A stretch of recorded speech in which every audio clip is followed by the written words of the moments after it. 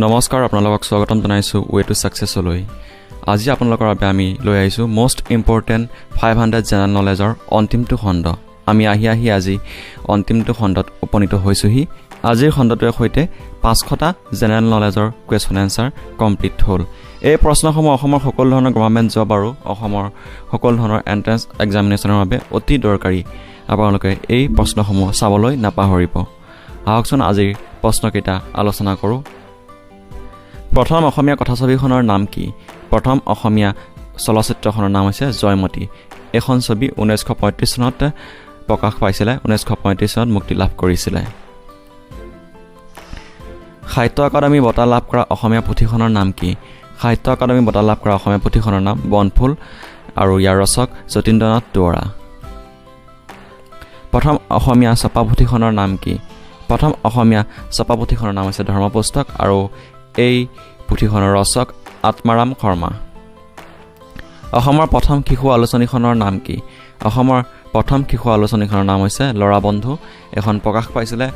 1888 চনত আৰু ইয়াৰ ৰচক হৈছে কৰুণাভিৰাম বৰুৱা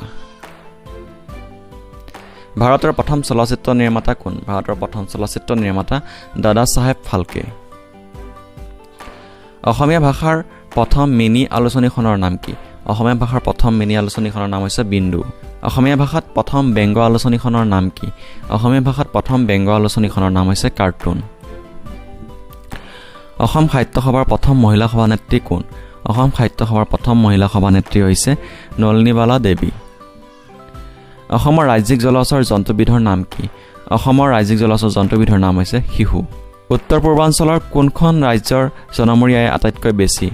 উত্তৰ পূৰ্বাঞ্চলৰ ছিকিম ৰাজ্যৰ জনমূৰি আটাইতকৈ বেছি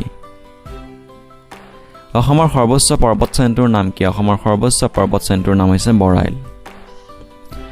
ব্ৰহ্মপুত্ৰৰ দৈৰ্ঘ্য কিমান ব্ৰহ্মপুত্ৰৰ দৈৰ্ঘ্য হৈছে 2880 কিলোমিটাৰ অসমত বছৰি প্ৰায় কিমান চেণ্টিমিটাৰ বৰষুণ হয় অসমত বছৰি 78 পৰা 305 চেণ্টিমিটাৰ বৰষুণ হয় বৰাক নদীক বাংলাদেশত কি বোলে বৰাক নদীক বাংলাদেশত মেঘনা বোলে বৰাক নদীৰ সৰ্বমুঠ দৈৰ্ঘ্য কিমান বৰাক নদীৰ সৰ্বমুঠ দৈৰ্ঘ্য 900 কিলোমিটাৰ বৰাক নদীৰ উৎপত্তি ক'ৰ পৰা হৈছিল বৰাক নদীৰ উৎপত্তি নগা পাহাৰৰ পৰা হৈছিল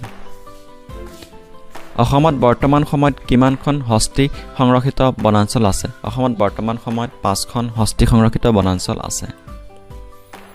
অসমৰ সবাতোতকৈ সৰু ৰাষ্ট্ৰীয় উদ্যানখনৰ নাম কি অসমৰ সবাতোতকৈ সৰু ৰাষ্ট্ৰীয় উদ্যানখনৰ নাম হৈছে ওৰাং আৰবিআইৰ প্ৰথম ভাৰতীয় গভৰ্ণৰজনৰ নাম কি আৰবিআইৰ প্ৰথম ভাৰতীয় গভৰ্ণৰজনৰ নাম হৈছে চিডি দেশমুখ আৰু প্ৰথম গভৰ্ণৰজনৰ নাম হৈছে অছবৰ্ণ স্মিথ অসমত কিমানটা প্ৰজাতিৰ অৰ্কিড পোৱা যায় অসমত 293টা প্ৰজাতিৰ অৰ্কিড পোৱা যায় কোনখন ৰাষ্ট্ৰীয় উদ্যানত ঢেকীয়াপতীয়া বাঘৰ ঘনত্ব সবাতোতকৈ বেছি কাজিৰঙা ৰাষ্ট্ৰীয় উদ্যানত ঢেকীয়াপতীয়া বাঘৰ ঘনত্ব সবাতোতকৈ বেছি আধুনিক উদাৰতাবাদৰ পিতৃ কোন আধুনিক উদাৰতাবাদৰ পিতৃ জন লক বজাৰ কেন্দ্ৰিক সমাজ ব্যৱস্থাৰ সমৰ্থক কোন বজাৰ কেন্দ্ৰিক সমাজ ব্যৱস্থাৰ সমৰ্থক হৈছে আডাম স্মিথ শীতল যুদ্ধ কেতিয়া আৰম্ভ হৈছিল 1945 চনত শীতল যুদ্ধ আৰম্ভ হৈছিল কোনটো আন্তৰ্জাতিক অভিকৰণে এছিয়াৰ উন্নয়নশীল দেশক ঋণ প্ৰদান কৰে এছিয়ান ডেভেলপমেণ্ট বেংকে এছিয়াৰ উন্নয়নশীল দেশক ঋণ প্ৰদান কৰে নাটো কেতিয়া গঠন কৰা হৈছিল 1949 চনত নাটো গঠন কৰা হৈছিল ভাৰতৰ প্ৰথম পঞ্চবাৰ্ষিক পৰিকল্পনা কেতিয়া আৰম্ভ কৰা হৈছিল 1951 চনত ভাৰতৰ প্ৰথম পঞ্চবাৰ্ষিক পৰিকল্পনা আৰম্ভ কৰা হৈছিল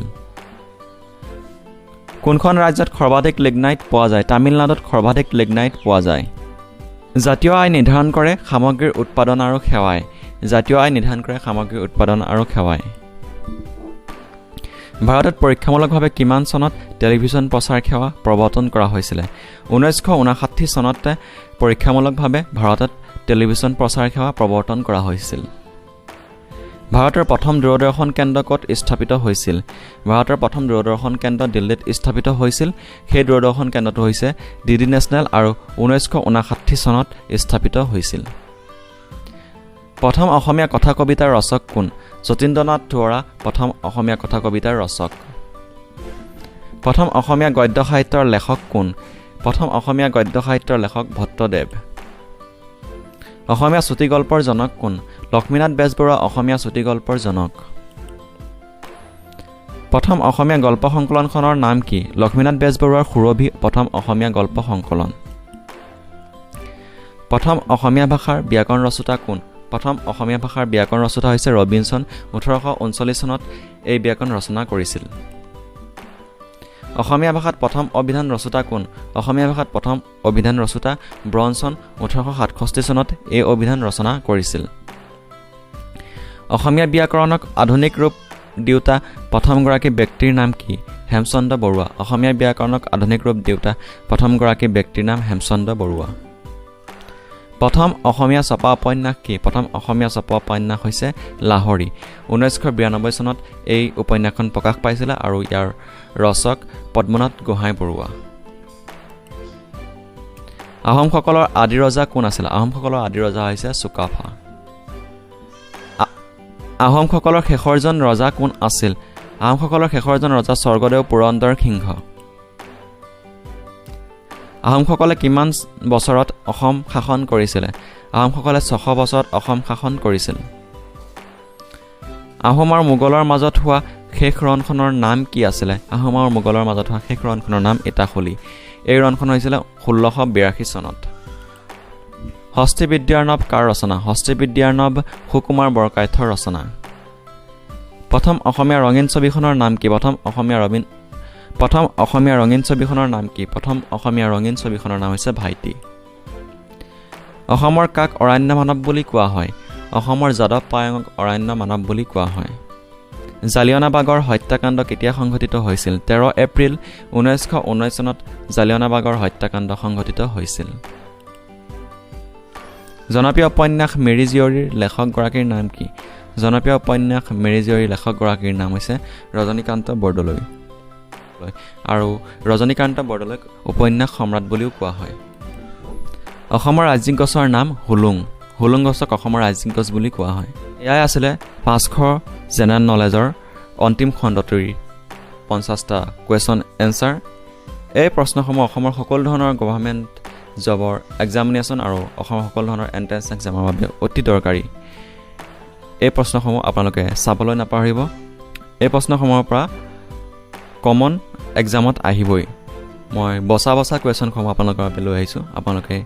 এই প্ৰশ্নকেইটা চাবলৈ নাপাহৰিব আপোনালোকে যদি আমাৰ ভিডিঅ'সমূহ ভাল পায় লাইক কৰিব শ্বেয়াৰ কৰিব কিবা জানিবলগীয়া থাকিলে কমেণ্ট কৰিব আজিলৈ ভিডিঅ'টো ইমানতে সামৰণি মাৰিছোঁ ধন্যবাদ